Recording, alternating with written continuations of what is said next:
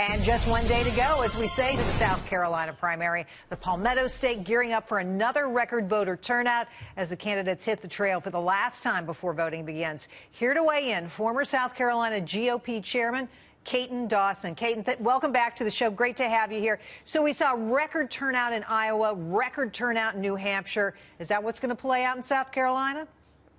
Oh, it certainly is, Jerry. Exciting down here. It's been between a cage match and a wild world of wrestling down here for a while. But right now we had 604,000, since this is the business channel, 223 voters 2012.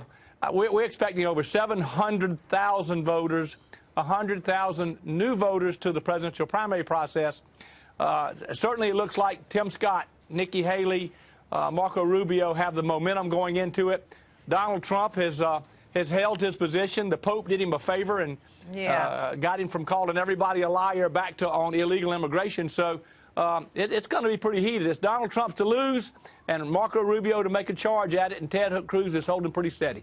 You say an additional 100,000 voters for the first time in the primary. I'm wondering if those are going to be any of those Yankee retirees who've come down from the north to live in beautiful South Carolina. Are they having an impact on this race?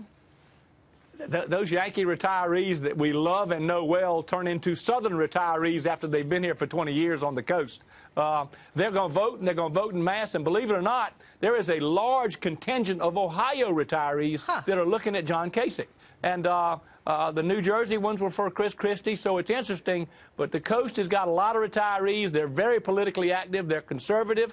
So that's part of the huge vote we've got coming. But this is the interest that we've had with great candidats. When you've got the Rick Perrys, the Bobby Jindals, the Scott Walkers, the Chris Christies, versus the Democrats who've had a little shove-down match with the Clintons. We've had a cage match with 14 to 16 wonderful candidates.